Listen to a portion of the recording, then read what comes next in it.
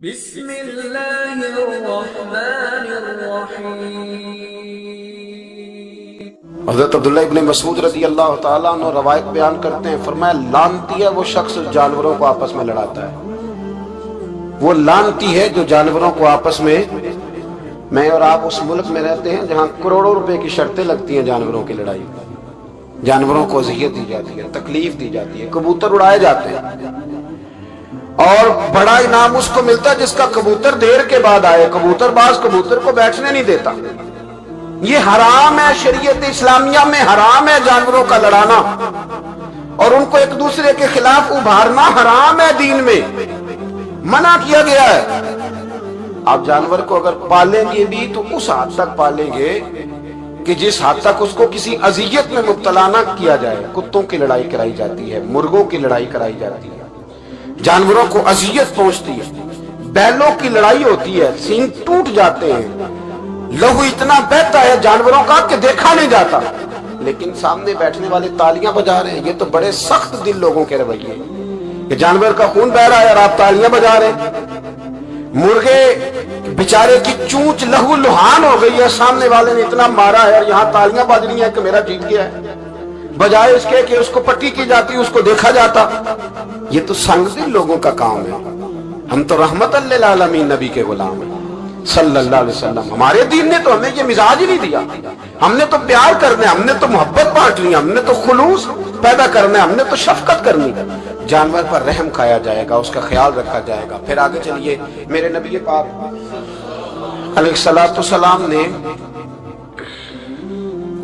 جانور سے اس کے بچوں کو جدا کرنے سے منع فرمایا۔ جب تک بچے کو ماں کی ضرورت ہے اسے جدا نہیں کیا جائے، جب تک وہ دودھ پیتا ہے اسے جدا نہیں کیا جائے، جب تک چڑیا کا بچہ بھی چھوٹا ہے اور اس کی ماں اس کے لیے دانہ لے کے آتی ہے تو اسے ماں سے جدا نہیں کیا جائے گا، اس کی جذبات کا، احساسات کا خیال رکھا جائے گا۔ یہاں تو میرے دیہاتوں کے جو بڑے سمجھدار قسم کے سمجھدار چودھری قسم کے لوگ ہیں، ان کا بھی جب بہو سے اختلاف ہوتا ہے تو کہتے ہیں اس کے بچے رکھ لو، یہ جب خود روئے گی تو لوٹ کے آ جائے گی۔ جس محبوب نے جانور سے اس کے بچے جدا کرنے سے منع کیا، ماں سے بچے جدا کر رہا ہے۔ اور سیانے لوگ اور کچھ میکے بھی ایسے ہیں، میکے بھی وہ کہتے ہیں بیٹے تو آ جا اور بچے واپس کر دے، اس لیے کہ بھئی ہمارا نہیں ان سے نظام چلے گا، بچے ان کے ہیں تو تو ان کو دے۔ یا اتنا ظلم ہے۔ سیانا انسان ہو کے یہ بات کر رہا ہے، سمجھدار ہو کے، عقل مند ہو کے، ذی شعور ہو کے، دعویٰ ہے اس کی بزرگی کا۔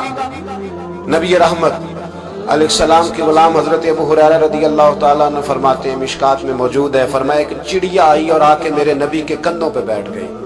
جانے اس چڑیا نے کیا کہا کہ محبوب کی آنکھوں میں آنسو آ گئے، حضور روئے اور فٹافٹ حضور اٹھے، فرمایا کون اس کے بچے اٹھا کے لایا ہے؟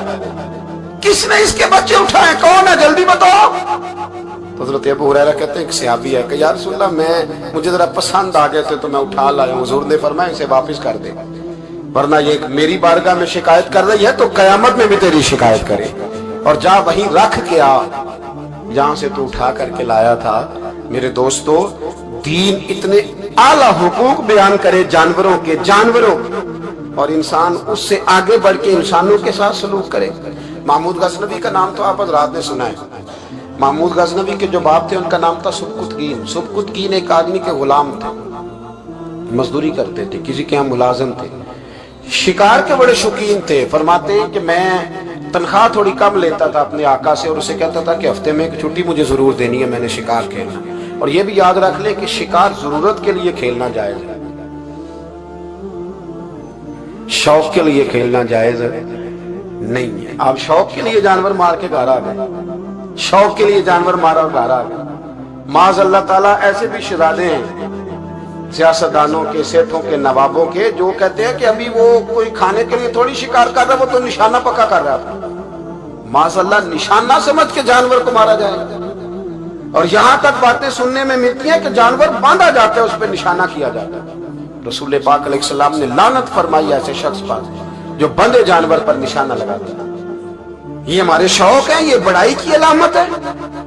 چار پیسے آئے ہیں تو لوگوں نے یہ شوق پال لیے، اور بے دریغ جانوروں پر لوگ بندوقیں اٹھائے گھومتے ہیں۔ سنو، सुबकुतगीन कहते हैं मैं शिकार का शौकीन था, लेकिन जरूरत के लिए शिकार करता था। हफ्ते में शिकार मार के लाता था, फिर पूरा हफ्ता हमारे घर वाले उसी को खाया करते थे। फरमाते हैं कि मैं तनख्वाह थोड़ी लेता था अपने आका से, मामूद गजनबी के वालिद सुबकुतगीन, कि मैं भाई हफ्ते में एक दिन शिकार करने जाऊंगा। कहते एक दिन मैं जंगल में शिकार करने गया तो कुछ जानवर कम नजर आए। सुबह से लेकर मैं घूमने लगा, असर का वक्त हो गया, कोई शिकार ना मिला।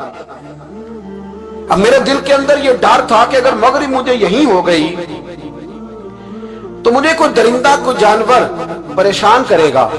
इसी परेशानी के आलम में मैं दाएं बाएं देख रहा था कि हरनी का एक बच्चा मुझे नजर आया।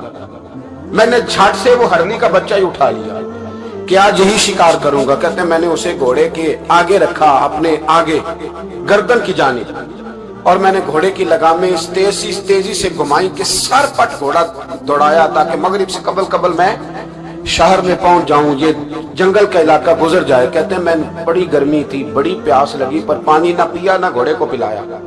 सर पट दौड़ाया इस डर से कि कहीं ऐसा ना हो कि मैं जंगल में मुझे शाम हो जाए। कहते हैं जब मैं शहर से बाहर पहुंच गया तो मगरिब का वक्त भी शुरू हो गया। कहते हैं अभी मैं पहुंचा ही था, मैंने वहां घोड़े को रोका, खुद भी पानी पिया, जानवर को भी पिलाया।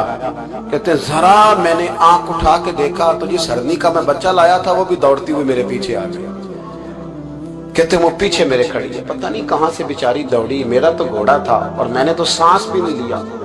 1.5 घंटा 2 घंटे मैं भगाता लाया इस जल्दी में के बाहर आना है। कहते हैं पलट के देखा तो उसकी सांस फूली हुई हरनी की और ललचाई नजरों से मुझे देख रही है। दिल के एक कोने से आवाज आई कि आज तो 2 शिकार होगा। बच्चा तो पकड़ा ही, इसकी मां को भी काबू करता हूं ताकि डबल शिकार हाथ आएगा। कहते हैं फिर अंदर से मेरा दर्द बोला, अंदर से मेरा रहम बोला कि एक मां अपना बच्चा लेने आई है और इस तरह तो उसे तकलीफ नहीं दी जा सकती कि उसे ब्लैकमेल करके मां को भी रख लिया जाए। कहते हैं जब मैंने उस हरनी की तरफ देखा तो उसकी नजरों में सवाल था, उसकी नजरों के अंदर सवाल था, कुछ मांग रही थी। कहते मैंने उस बच्चे की पुश्त पर हाथ फेरा, फिर मैंने बच्चा छोड़ दिया। कहते उसने पहले बच्चे को बाजुओं में लिया, फिर अपनी जुबान से अपना बच्चा चाटने लगी। कहते हैं फिर वो जब जंगल की तरफ जाने लगी तो एक दफा उसने मेरी तरफ देखा, दूसरी दफा उसने आसमान की तरफ देखा। जिंदगी में मुझे इतना सुकून कभी नहीं आया था जितना आज आया। कहते मैं घर गया, इशा की नमाज पढ़ी, बावजू मैं बिस्तर पे लेट गया। लोगों मेरे नसीब देखो, मुझे मदीने वाले महबूब का दीदार नसीब हुआ। रसूल करीम अलैहिस्सलाम मेरी ख्वाब में आए, मैं रोने लगा। घर महक उठा, फूल खिलने लगे, खुशबुएं बिखरने लगी। कहते महबूब करीम तशरीफ लाए और क्या खूबसूरत जुमला है। महबूब फरमाने लगे ओ सुबकुतगीन, अगर तुझे बादशाह बना दिया जाए तो इंसानों के साथ भी इसी तरह रहम करेगा ना जिस तरह आज हरनी के साथ किया है। अगर तुझे बादशाह बनाया जाए तो रवैया यही रखेगा या बदल जाएगा। कहता मैं रो पड़ा। मैंने कहा यार सुल्तान, मैं तो गुलाम बनने के भी काबिल नहीं, तो बादशाह कैसे बनूंगा। फरमाया तेरी आज की अदा बड़ी पसंद आई है, अर्श के मालिक ने तुझे बादशाह बनाने का फैसला कर लिया। तेरी ये अदा बड़ी भाई है, बड़ी पसंद आई। फरमाते एक हरनी के बच्चे पे रहम खाया था, रब करीम ने मुझे बादशाही अता फरमा दी। हम ना सियासत से बादशाही लेना चाहते हैं, सियासतदानों के अपनी जेब से इश्तिहार छपवा के बादशाही लेना चाहते हैं, डेरा बना के बादशाही लेना। ना ना ना, बादशाही तो रहम करने से मिलती, बादशाही तो शफकत करने से मिलती, बादशाहियां तो अल्लाह की मखलूक से प्यार करने से मिलती। बादशाहियां हजरत इमाम अहमद बिन हंबल रहमतुल्लाह तआला अलैह फरमाते, मैंने मावराउन नहर एक मुहद्दिस का तज़किरा सुना कि वो मेरे महबूब की हदीसें बयान करते हैं, तो कहते हैं मैं शौके इल्म में उनकी बारगाह में पहुंचा। जब मैं गया तो कुत्ते को खाना खिला रहे थे। मैंने सलाम ली तो उन्होंने जवाब तो दिया पर कोई इतनी तवज्जो नहीं की मेरी तरफ। मेरे दिल में ख्याल आया मुहद्दिस हैं और कुत्ते के साथ इतना प्यार कर रहे हैं, मेरी तरफ देखा ही नहीं। तो फरमाते हैं वो कुत्ते को खाना खिला के फारिग हुए तो मेरी तरफ देख के कहने लगे, अहमद बिन हंबल, मेरे इलाके में कुत्ते नहीं रहते, कुत्ते दूसरे शहर में ज्यादा पाए जाते हैं, ये भूखा था तो इधर आ गया था।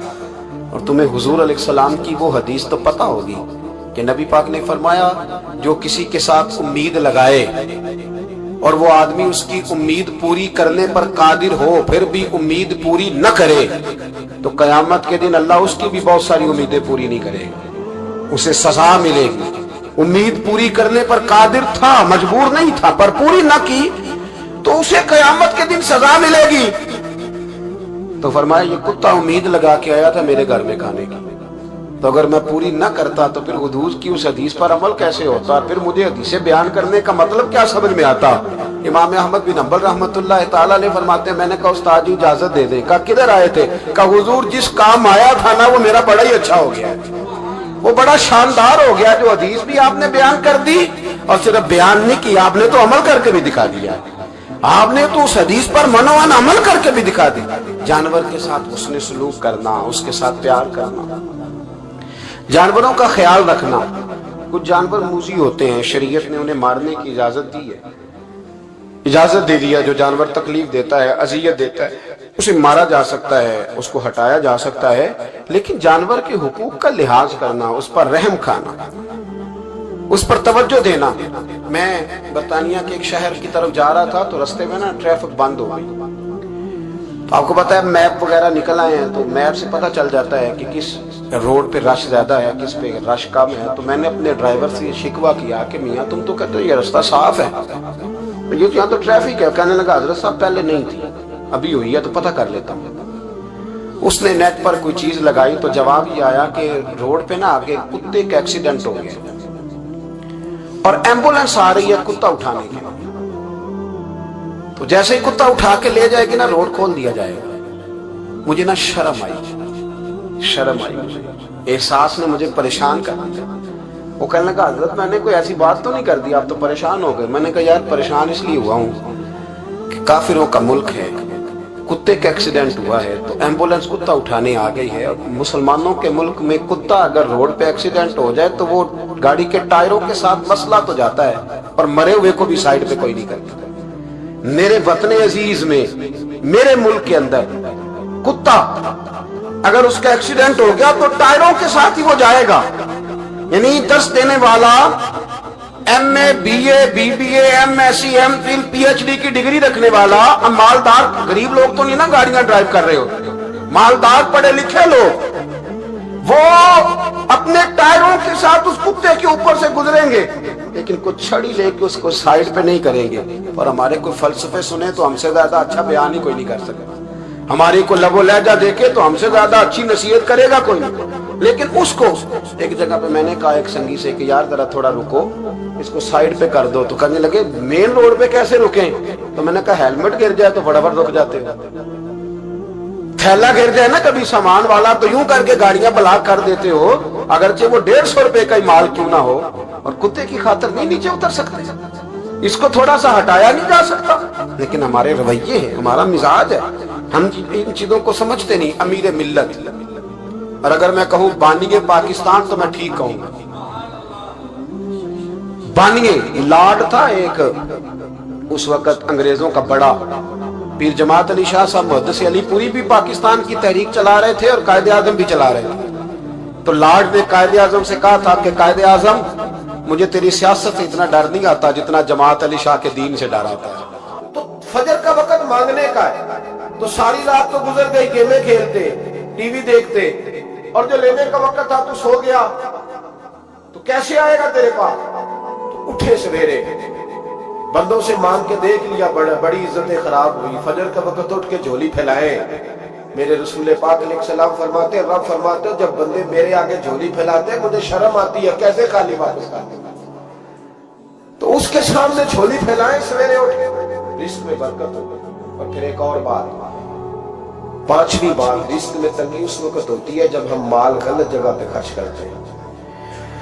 اللہ مال دیتا ہے اپنے فضل سے، اور جب ہم اسے ضائع کریں، مثال دیتا ہوں، میرے پاس ایک شخص نے آ کے کہا حضرت بچی کی شادی ہے، یا میرا گھر میں کوئی بیمار ہے، یا بڑی آزمائش ہے، 10,000 کی ضرورت ہے، میں نے تھما دیا اس کو۔ پھر مجھے بعد میں پتا چلا کہ وہ تو عیاشی کر رہا پیسے، وہ تو چلا گیا کہیں گھومنے اور فلاں ہوٹل میں، مہنگے ہوٹل میں بیٹھ کے کھانا کھا لیا، تو میرے دل پہ کیا گزرے گی اس شخص کے بارے میں؟ بلا مثال و بلا تشبیہ سمجھانے کے لیے اللہ نے مال دیا فضل سے، اور اگر عیاشیوں میں لگا دیا۔ صوفیاء فرماتے ہیں کہ اگر ایک دھیلا تو حرام جگہ پہ خرچ کرے نا، ایک دھیلا، تو 1,00,000 دینار کی برکت تیرے گھر سے اٹھ جاتی ہے۔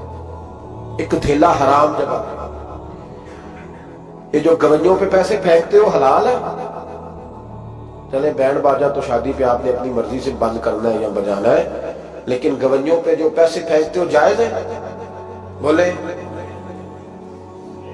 تو وہ پھر کہتے روتے ہیں بعد میں لوگ کہ پتہ نہیں کیا ہوا، شادی کے بعد پیچھے پیچھے آئے. تو میں نے کہا شادی کے بعد اس لیے پیچھے پیچھے ہاتھ ہو گیا کہ شرابیں بڑی پی گئی، شادی تباہی بڑی اتری، تو پھر اللہ کی رحمت ناراض ہو گئی. اور اس پر میں قرآن مجید کی آیت پڑھتا ہوں. رب فرماتا ہے وَمَنْ أَعْرَضَ عَنْ ذِكْرِي فَإِنَّ لَهُ مَعِيشَةً ضَنْكًا. بڑی سخت آیت. وَمَنْ أَعْرَضَ عَنْ ذِكْرِي، فرمایا جب تم میرے تذکرے سے، میرے ذکر سے منہ پھیر لیتا ہے، فَإِنَّ لَهُ مَعِيشَةً ضَنْكًا، تو میں تیری معیشت کو، تیرے رزق کو تنگ کر دے گا، تو تیری زندگانی تنگ ہوگی. اور جس کی زندگی اللہ تنگ کرے اس کی کوئی کھول سکتا ہے؟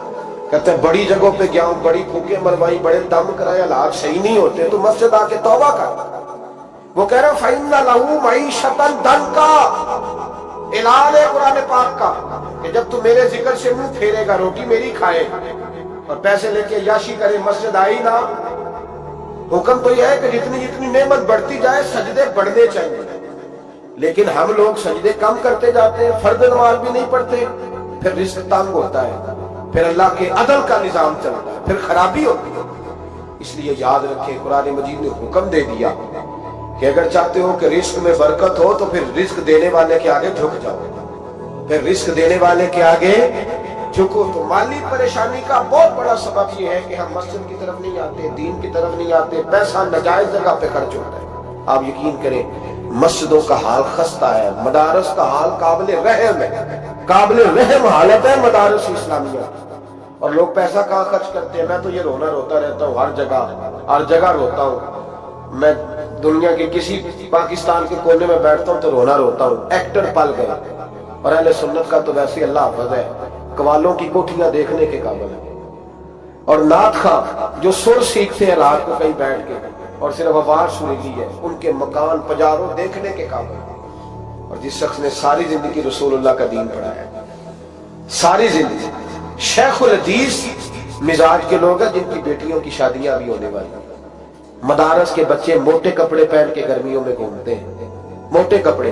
اور کوئی چودھری اگر کبھی دینے آتا ہے نا کسی مدرسے میں پیسے تو کہتا ہے جی وہ میں نے 50,000 روپیہ خرچ کرنا ہے، تو کوئی جگہ کوئی کام بتائے کون سا ہونے والا ہے. میں کہتا تو لہجہ کہا ہے، یہ کام بتائے. اب کسی امام کی بیٹی کی شادی ہونے والی ہے تو پہلے تجھے جا کے بتائے کہ وہ اس کو ہم نے خرچ کرنے. کہتے ہیں نہیں وہ میرا اعتبار نہیں، تو اعتبار نہیں تو جا دوڑ جا. یہاں کوئی بھوکے ننگے لوگ بیٹھے، یہ رسول اللہ کا نام لیتے ہیں، اور جو مصطفیٰ کا نام لیتے ہیں رب انہیں اتنا نوازتا ہے کہ کہیں کوئی کمی باقی نہیں رہتی. وہ کمال کر دیتا ہے جب وہ دیتا ہے. دروازہ رسول سے جسے ملتا ہے، میرے اعلیٰ حضرت بول کے کون دیتا ہے؟ دینے کو منہ چاہیے، دینے والا ہے سچا، دینے والا ہے سچا. میں بہت دور تھا پنجاب کے کونے میں، تو محفل سے فارغ ہوا 5-5 ہزار کے نا 4 نوٹ 1 سامنے لہدا کر کے. اس طرح شادیوں پہ نہیں دیتے، 2000 کا وکھرا کرنا نظر آ گیا، انہوں نے دیر نہیں لگے کہ 1000 ہی دے گیا. تو لہدا کر کے نا 4 نوٹ تو یوں کی حضرت صاحب یہ. میں نے کہا تو شاید مجھے جانتا نہیں تھا، پتہ نہیں میں کون. اس نے کہا کیا مطلب؟ میں نے کہا بڑی مسجدوں میں لوگوں نے کہا آ جاؤ. میں نے کہا وہاں رہنا ہے جہاں مسجد بھی ہو اور اللہ کی دی ہوئی عزت بھی ہو. بڑے اداروں میں تو باتیں بڑی سننی پڑتی ہیں، تو سمجھا ہی نہیں ہمیں. انہوں نے یہ کس طرح کی بات کر دی؟ اس کو اٹھا کے لے جا. غیرت ہے بڑی چیز جہاں نے تگ و دو میں، پہناتی ہے یہ فقر کو تاج سردارا. ایک صاحب مجھے ٹیلی فون کر کے کہنے لگے جناب ایک ٹائم چاہیے تھا. میں نے کہا میں نے یار سارے وقت اتفاق کی بات ہے کہ 6-6 7-7 8-8 مہینوں قبل لوگ وقت لے لیتے ہیں تو ٹائم نہیں ہے. کہنے لگے میرا تو عمرہ کرانا بھی ارادہ تھا، میرا تو میں نے کہا میں نے کبھی خواب میں بھی نہیں سوچا تھا کہ میں مدینے کی اتنی عادی دوں گا جتنی میرے رب نے مجھے دلائی ہے. تو مجھے کون سی بات بتاتا ہے؟ یہ تو میرے رب کا فضل ہے. میرا دی گل نہ غریباں دی گل ہے، مدینے چ جانا نصیباں دی گل ہے. تو کیسی بات بتاتا ہے کہ تھوڑا سا میں اشارہ دوں گا تو شاید بندہ جو ہے وہ فوری طور پہ پگھل جائے گا؟ ایسا مسئلہ ہی کوئی نہیں. میرے رب کا تو اتنا کرم ہے کہ ہم نے خواب میں بھی نہیں سوچا تھا کہ اتنا نوازے گا. تو یہ لوگ غلط سمجھتے ہیں. میں اپنے مدرسے کے طالب علموں کو کہتا ہوں زندگی میں سب سے اچھا کھانا اللہ تمہیں دے گا اور سب سے زیادہ اچھا کپڑا اللہ تمہیں دے گا, سب سے اچھی گاڑی اللہ تمہیں دے گا, بس ایک شرط ہے ساری زندگی محمد عربی کے وفادار رہنا, رسول اللہ کے نظام سے حضور کے طریقے سے کبھی غداری کبھی نہ کرنا, بڑا نوازے گا اور اتنا نوازے گا تم نے کبھی سوچا بھی نہیں ہوگا. تو یاد رکھیں اللہ رزق میں برکت دیتا ہے, لیکن اس وقت جب ہم اپنی زندگی حقیر کرتے ہیں نا, اب جہاں آنے لگا ہوں وہاں آپ کو لانا چاہ رہا ہوں, ہم پتہ کیا کرتے ہیں, ہاتھ پھیلاتے ہیں, بڑے بڑے رئیس اعظموں کے لوگ ہاتھ پھیلاتے ہیں. اگر آپ ناراض نہ ہو تو ایم ایل اے نے بھی انویسٹر رکھے ہوتے ہیں, ایم پی اے کا بھی انویسٹر, وہ بھی فون کرتا ہے کہ اتنی فلیکس تیرے ذمے, اتنے تیرے ذمے. یہ مت سمجھے کہ مانگنے والا چھوٹا طبقہ ہے, یہاں بڑے بڑے لوگ ہیں. یہاں تو پولیس افسر بھی دکان پہ آ جائے تو دکاندار پریشان ہوتا ہے کہ یہ مفت ہو رہا ہے, یہ پیسے نہیں دے گا. تو یہاں مانگنے کے سٹائل بڑے بڑے نرالے, بڑے بڑے لوگ ہیں. ناراض نہ ہوئیے گا, سب کی بات نہیں کر رہا, لیکن اللہ ماشاءاللہ اکثر کی بات کر رہا ہوں. اب میرے نبی پاک صلی اللہ علیہ وسلم نے درس دیا, فرمایا زندگی میں ہاتھ نہ پھیلانا کبھی, زندگی میں کبھی بھی ہاتھ, مالی پریشانی کا حل بتایا. میرے حبیب فرمانے لگے یوں نہ کرنا ورنہ پھر دوبارہ ساری زندگی اس طرح نہیں ہو سکے. فرمایا اپنی غربتیں چھپا کے رکھ, اگر اللہ کبھی آزمائش ڈالے تو اللہ کے ساتھ بات کر, اس کے نیک بندوں کے ساتھ بات کر, کبھی بھی یوں نہ کرنا ورنہ ساری زندگی پھر تم مانگتا ہی رہے گا. تو یا رسول اللہ کیا کرے؟ فرمایا تو دینے کا ارادہ کر, اللہ بھی تجھے مالا مال فرما دے گا. تو جس نے ہاتھ پھیلایا ہوا ہے نا, اسناد خان نے بھی, مولوی نے بھی, ایم ایل اے نے بھی, ایم پی اے نے بھی, اور وزیر نے بھی, اور مشیر نے بھی, اور کیا بتائیں کہاں تک. ہمارا تو وزیر اعظم کسی ملک چلا جائے تو اگلا ملک پریشان ہو جاتا ہے کہ شاید کچھ لینے آیا. جن کو آج یوم پاکستان ہے, پاکستان مانگنے کے لیے نہیں بنا تھا, یہ دینے کے لیے بنا تھا, یہ تو دینے کے لیے بنا تھا. یہ تو وہ سلطنت بنائی گئی تھی جو درویشوں نے قائم کر دی اور اس ملک کو بھکاری بنا دیا ہے. لیکن ہم پھر بھی مایوس نہیں, یہ مٹی بڑی حسین ہے. انشاءاللہ تعالی یہاں سے ایسے پھول کھلیں گے کہ ساری دنیا کو خوشبو جائے گی. اس دھرتی سے انشاءاللہ تعالی ایسے درخت اگیں گے کہ سارا زمانہ سائے میں بیٹھے گا. میں دور نہیں نکلنا چاہتا. تو ایک رزق کی تنگی کا معاملہ یہ ہے کہ ہم مانگتے ہیں. کچھ لوگ اس لیے بھی کسی سے سوال کر لیتے ہیں کہ کوئی کہے نا امیر بڑا ہے. سوال شادی کا موقع آتا ہے تو 2-4 دوستوں کو فون کر لیتے ہیں, پھر رشتہ داروں کو بتاتے پھرتے ہیں کہ میں نے تو قرضہ پکڑ کے نکاح کیا, قرضہ پکڑ کے رجسٹری کرائی ہے, تاکہ لوگ. تو جب تو ایک دفعہ مانگ لیتا پھر ساری زندگی تیری مالی مشکلات حل نہیں ہوتی. ایک وجہ یہ ہے. اب آئیے ان پریشانیوں کے کچھ روحانی علاج ہیں. 2-1 باتیں عرض کروں. سورہ طلاق 2-3 نمبر آیت کی گرجا کی تلاوت کریں. رب کریم نے فرمایا وَمَن يَتَّقِ اللَّهَ يَجْعَل لَّهُ مَخْرَجًا, فرمایا جب تو اللہ سے ڈرے گا تو اللہ ہر مشکل سے نکلنے کا تجھے رستہ عطا فرما دے گا. اور کیا خوبصورت انداز ہے قرآن مجید کا, اور ہم نے اس کا لاکھوں بار تجربہ کیا, 20 اور سینکڑوں بار یہ چیز ذاتی طور پر پریکٹیکل سے گزری. اللہ نے فرمایا ہر مشکل سے نکلنے کا رستہ بھی دے گا, وَيَرْزُقْهُ مِنْ حَيْثُ لَا يَحْتَسِبُ, اور اللہ تجھے وہاں سے رزق دے گا کہ تو نے کبھی سوچا بھی نہیں ہوگا. وَيَرْزُقْهُ مِنْ حَيْثُ لَا يَحْتَسِبُ, سے دے گا کہ تو نے کبھی سوچا بھی. ایک صحابی تھے حضرت عوف بن مالک رضی اللہ تعالیٰ, کہتے میرا بچہ کافروں نے قید کر لیا, گھر میں غربت پہلے بڑی زیادہ تھی, میں دروازہ رسول پہ آیا, حضور اب کیا کروں؟ تو کہتے نبی پاک نے فرمایا بھروسہ اللہ کی ذات پہ کر, توکل اللہ کی ذات پہ کر, اور گھر جا کے تسبیح لے کے میاں بیوی بیٹھ جاؤ اور پڑھو لا حول ولا قوت الا باللہ العلی العظیم, جاؤ پڑھو جا کے. کہتے میں گھر بیٹھا ابھی چند تسبیحاں پڑھی تھی کہ دروازے پہ دستک ہوئی, دروازہ کھولا تو میرا بیٹا دروازے پہ کھڑا تھا, پلٹ کے دیکھا تو 400 بکریاں بھی لایا تھا. اور میں نے کہا بیٹا یہ کیسے آ گئی؟ کہنے لگے ابا جی مجھے ایک حویلی میں کافروں نے قید کیا ہوا تھا, میں بڑا پریشان تھا, لیکن ابھی تھوڑا دیر پہلے پتہ نہیں کیا ہوا, میں نے یوں ہاتھ لایا تو رسیاں کھل گئی, باہر نکلا ہوں تو 2-3 بندوں پہ نیند کا ایسا غلبہ تھا کہ بے ہوش ہو کے گرے ہوئے تھے. 400 بکریاں بھی تھی, میں نے دروازہ کھولا, بکریاں میرے ساتھ دوڑنے لگ گئی, تو میں 400 بکری بھی لے آیا ہوں, پلٹ پلٹ کے دیکھتا رہا ہوں, پر میلوں کا سفر ہوا وہ آئے ہی نہیں. تو والد کہنے لگے بیٹا چلو پہلے مصطفیٰ کریم سے جا کے پوچھ لیں, دیکھیں کیسے مالی مسئلے حل ہوتے. حضور سے جا کے پوچھیں کہ ہمارے لیے جائز بھی ہے کہ نہیں, کہتے ہیں دروازہ رسول پہ جا کے ہم کھڑے ہوئے تھے کہ نبی پاک نے فرمایا دیکھا رب کریم کا فضل، دیکھا، فرمایا تیرا بیٹا بھی آ گیا، تیری غربت کا بھی حل ہو گیا، یہ کافر کا مال ہے، اسے مال غنیمت سمجھ کے استعمال کر، تیرا ہی ہے۔ لا حول ولا قوت الا باللہ العلی العظیم پڑھیں تو رزق میں پڑھیں گے انشاءاللہ، بول کے بتائیے پڑھیں گے انشاءاللہ تعالی۔ لیکن سنی قوم تویز پہ لگ گئی ہے، کہتے ہیں وظیفہ پڑھنا پڑتا ہے، آپ لکھ کے دیں گلے میں ڈالنے کے لیے تاکہ وہ ڈالتا جاؤں اور میرے اوپر پیسوں کی بارش ہوتی جائے۔ وظیفہ پڑھیں، وظیفہ پڑھیں۔ سنیں ایک اور وظیفہ سنیں، امام قرطبی نے تفسیر قرطبی میں لکھا رزق کی برکت کا وظیفہ۔ امام قرطبی نے لکھا ہے حضرت انس بن مالک رضی اللہ تعالیٰ عنہ کہتے ہیں ایک شخص حضور کی بارگاہ میں آیا کہ یا رسول اللہ صلی اللہ علیہ وسلم غربت بڑی ہے، بڑا دکھی ہوں، بڑا پریشان ہوں۔ تو حضور نے وظیفہ بتایا، فرمایا جب بھی گھر جاؤ نا گھر والوں کو سلام کہنی ہے، السلام علیکم، یعنی کب کہنی ہے؟ جب بھی جاؤ۔ کب کہنی ہے؟ یعنی گھر سے نکلے ماچس لینے کے لیے، واپس آ کے کہنا السلام علیکم۔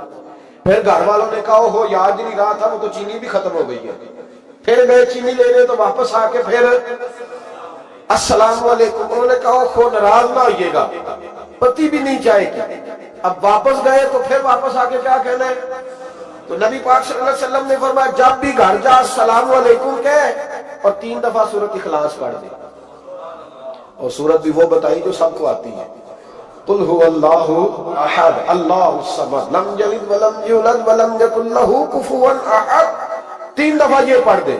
صحابی بڑے سیانے تھے، بڑے مسئلے حل کرتے تھے ہمارے، فٹافٹ بول پڑے وہ صحابی، کہنے لگے حضور میری تو چھوٹی سی فیملی ہے، کئی دفعہ بچے گھر نہیں ہوتے، ننیال گئے ہوتے ہیں، تو پھر کیا کروں؟ حضور نے فرمایا جب گھر میں کوئی نہ ہو تو اپنے نبی پہ درود و سلام پڑھ دے، تیرے نبی کا کرم تو تیرے گھر میں ہوگا نا۔ حضرت انس بن مالک رضی اللہ تعالیٰ عنہ فرماتے ہیں کہ ہم انتظار میں تھے کہ بندہ واپس آئے اور رزلٹ بتائے۔ کہتے ہیں وہ کچھ دنوں کے بعد واپس آئے تو عجیب بات کی انہوں نے، ہمسایوں سے کئی دفعہ بندے کی نہیں نا اتنی بنتی، اور کئی دفعہ لگتا ہے کہ میرا ہاتھ اوپر ہی رہے، یہ کہیں مجھ سے تگڑے نہ ہو جائے۔ کہتے ہیں وہ آئے، نبی پاک صلی اللہ علیہ وسلم نے کہا کیا حال ہے تیرا؟ تو عرض کرنے لگے یا رسول اللہ صلی اللہ علیہ وسلم وظیفہ تو میں نے اپنے لیے پوچھا تھا اور میرے تو ہمسائے بھی امیر ہو گئے، حضور تو میں نے اپنے لیے پوچھا تھا اور میرے دائیں بائیں والے لوگوں کو بڑی برکت ہوئی ہے۔ تو میرے محبوب مسکرانے لگے، حضور فرمانے لگے گویا برکتیں تیرے گھر میں جب برسی ہیں تو چھن چھن کے ان کا فیض اللہ نے تیرے ہمسایوں کو بھی عطا فرمایا۔ مشکل تو نہیں وظیفہ، کیا کرنا ہے؟ تو سا نہیں آکھنا مشکل لگتا ہے، تسی کر دینا سلام لو، تسی کہنا بندے اسی اندے سلام اسی لویے، تسی لو جاؤ کے دوبارہ گھر جا کے کیا کرنا ہے؟ چلے کچھ نہ کچھ 55% بولے ہی ہے ماشاءاللہ۔ کیا کریں گے؟ السلام، اور پھر کیا پڑھنا ہے؟ سبحان اللہ۔ 3 دفعہ سورۃ اخلاص پڑھ دیں، فرمایا اللہ برکت پیدا کر دے گا۔ اب سنیں، ایک دوست آئے کہنے لگے حضرت جی بڑے پیروں کے پاس گیا ہوں، مالی مسئلہ حل نہیں ہوتا، تو میں نے کہا میں تجھے نبی پاک کی بارگاہ میں نہ لے جاؤں، پیروں کے پیر کے پاس نہ چلے جائیں۔ میں نے کہا سن تیرا مالی مسئلہ حضور حل کر دیں گے۔ مشکات میں حدیث ہے، ایک صحابی نے کہا حضور غربت ہے، فرمایا روز رات کو سورۃ واقعہ پڑھ، تیرے گھر میں فاقہ نہیں آئے گا۔ اور یار بتاؤ جب نبی پاک نے کہہ دیا نہیں آئے گا تو آئے گا، حضور نے کہہ دیا نہیں آئے گا تو آئے گا، اللہ اکبر، آ ہی نہیں سکتا، تو وہ والا وظیفہ پڑھ جو مصطفیٰ کریم نے بتایا ہے، اور رب کریم کی بارگاہ میں گویا نیت ہو کہ یا اللہ میں کوئی خود تو نہیں نہ پڑھ رہا، تیرے نبی نے بتایا، سورۃ واقعہ پڑھ، تیرے گھر میں فاقہ۔ حضرت عبداللہ ابن مسعود رضی اللہ تعالیٰ عنہ بیمار ہو گئے، شدید بیمار، اور بیٹیوں کے باپ تھے، بیٹیاں زیادہ تھی۔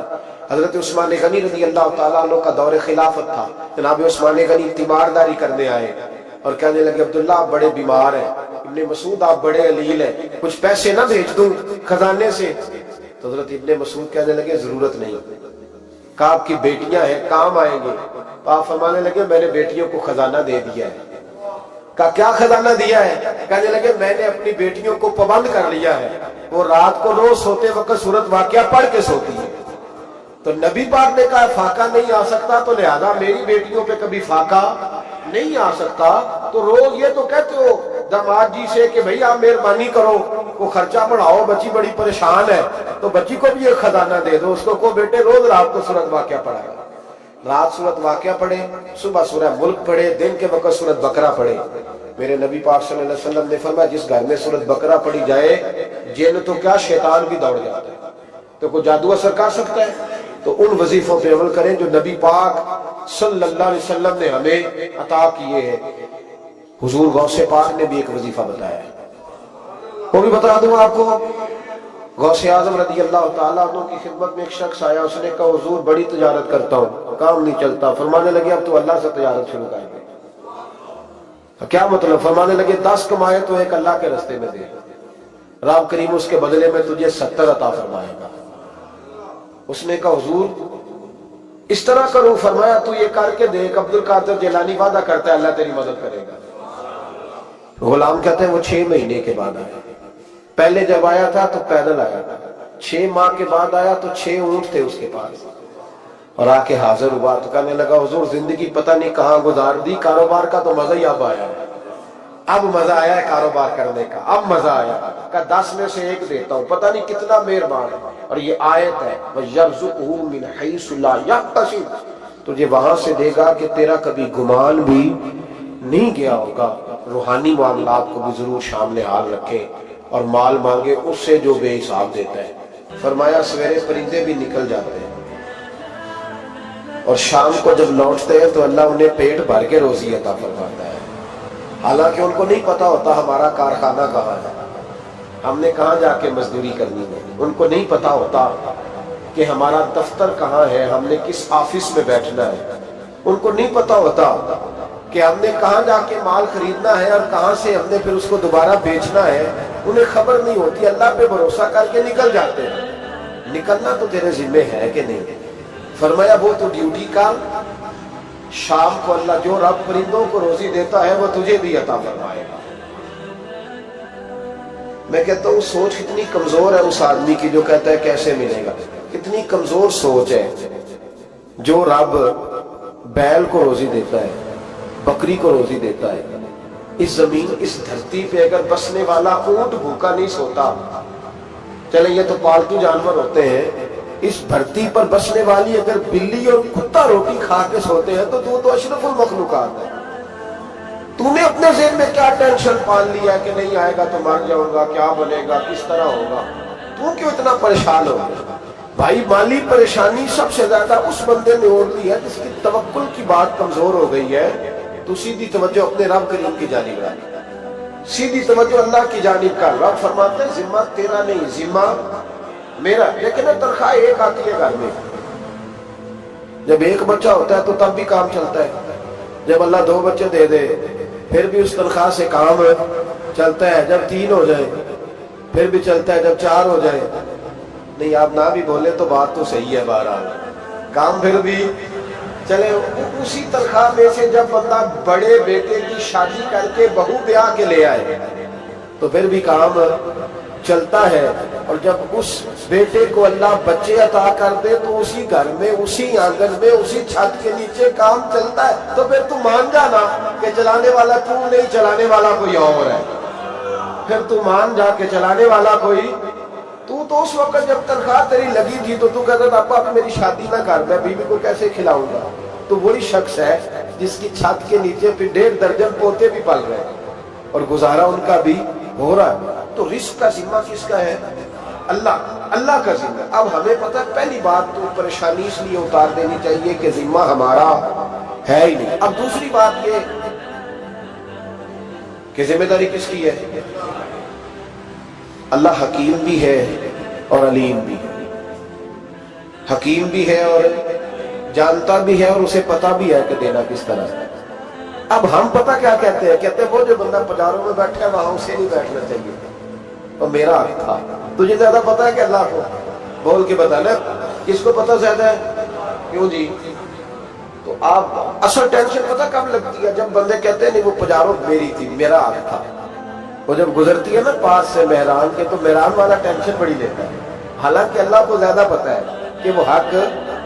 एक बात अपने ज़हन में याद रख ले, रट ले कि जो मेरे लिए बेहतर था मेरे रब ने मुझे दे दिया।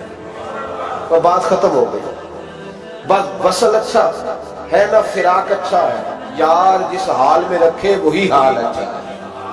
بس جو میرے حق میں بہتر تھا میرے رب نے مجھے, مسئلہ یہ ہے کہ تو اس پہ راضی ہونے کو تیار نہیں. حضرت علی کرم اللہ تعالیٰ وجہ الکریم نے میرے نبی پاک کی ایک حدیث بیان کی ہے, اور جناب علی جب یہ حدیث بیان کیا کرتے تھے تو حضرت مجاہد فرماتے ہیں یوں لگتا تھا کہ جیسے حضرت علی ہمیں ہر پریشانی سے نکال رہے ہیں. مولا علی شیر خدا رضی اللہ تعالیٰ عنہ فرماتے ہیں کہ مجھے میرے نبی پاک صلی اللہ علیہ وسلم نے ایک طریقہ دیا تھا ٹینشن فری ہونے کا. آپ فرماتے ہیں مجھے تو بڑا راس آیا ہے, تم بھی اگر کر لو گے تو تمہیں بھی فائدہ دے گا. کہا وہ کیا؟ حضرت علی کہنے لگے محبوب علیہ السلام نے فرمایا تھا لوگوں تم اللہ کے دیے ہوئے تھوڑے رزق پہ راضی ہو جاؤ, وہ تمہاری تھوڑی عبادت سے تم سے راضی ہو جایا کرو. بس تم 2 نفل بھی پڑھو گے تو اللہ راضی ہو جائے گا, تم 1 رکوع بھی سویرے اٹھ کے پڑھو گے تو وہ راضی ہو جائے گا, وہ تمہارے 313 درود شریف سے راضی ہو جائے گا, تم اس کے دیے ہوئے تھوڑے رزق سے راضی ہو جائے گا. ٹینشن اس لیے ہوتی ہے کہ ہم راضی نہیں جو اس نے ہمیں دیا ہے.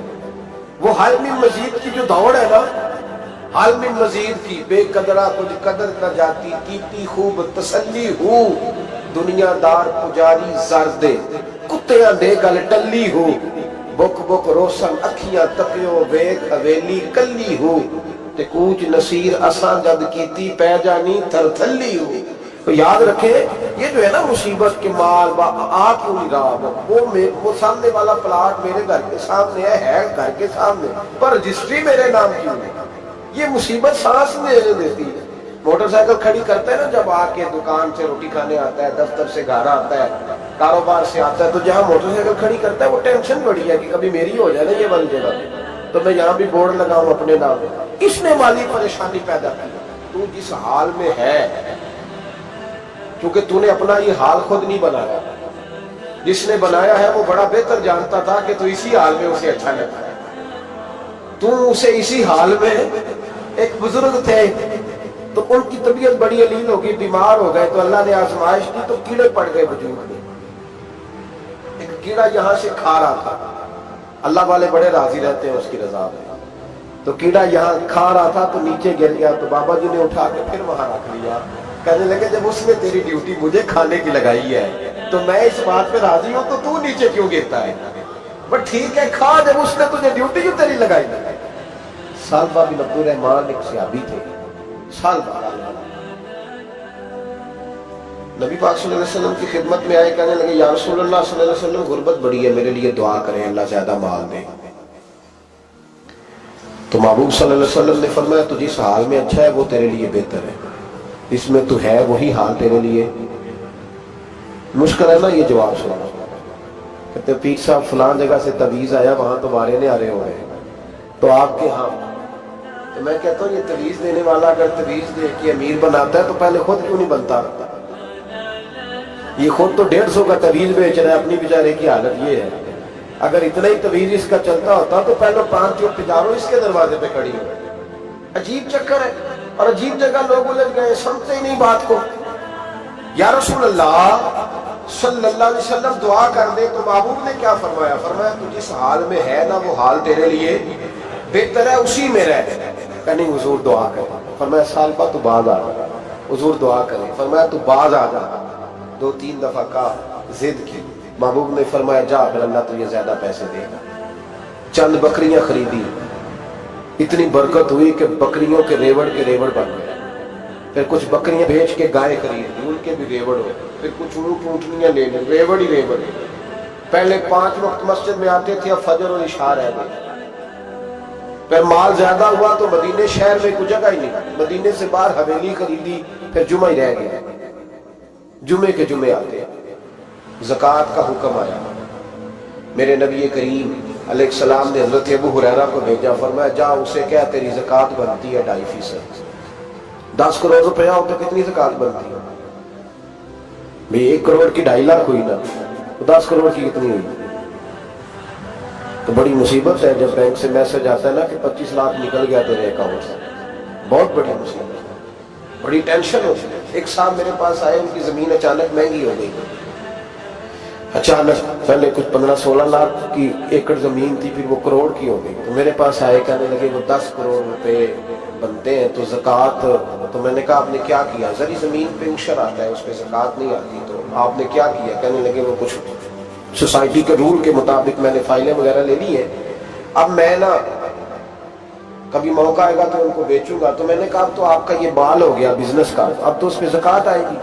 10 करोड़ पे जब 25 लाख सुना तो कहने लगे फौरन देनी पड़ती है कि थोड़ी थोड़ी से भी काम चल जाता है। तो मैं उनका चेहरा देखने लगा। मैंने कहा नहीं, वो तो आपको पता है, वैसे हजरत उमर फरमाया करते थे बांट के ना दो, कोशिश करो किसी एक कोई दो, चलो किसी का तो कुछ बन जाए, तो एक को देनी चाहिए। कहने लगे तो मतलब ये ऐसा ही हुक्म है? मैंने कहा आप किसी और से तहकीक कर लें। नबी करीम सल्लल्लाहु अलैहि वसल्लम रफ़ा हाजत के लिए गए तो आपने मुझे फरमाया कि मैं 3 पत्थर तलाश करके आपके पास लाऊं, लेकिन मुझे 2 पत्थर मिले, तीसरा ढूंढा मगर मिल ना सका। तो मैंने खुशक गोबर उठा लिया, इसको लेकर आपके पास आ गया। आपने पत्थर तो ले लिए मगर गोबर फेंक दिया और फरमाया ये खुद नापाक है। रसूलुल्लाह सल्लल्लाहु अलैहि वसल्लम की खिदमत में हाजिर थे तो आपने फरमाया क्या मैं तुम्हें कबीरा गुनाहों में सबसे बड़े गुनाहों की खबर ना दूं? आपने ये 3 बार कहा। फिर फरमाया अल्लाह ताला के साथ शिरक करना, वालिदैन की नाफरमानी करना और झूठी गवाही देना। हज़रत अबू हुरैरा रज़ियल्लाहु तआला अन्हु से मरवी है कि नबी करीम सल्लल्लाहु अलैहि वसल्लम ने फरमाया शौहर जब इस बीवी की 4 शाखों के दरमियान बैठे और खतने को खतने से मिला दे तो गुस्ल वाजिब हो गया।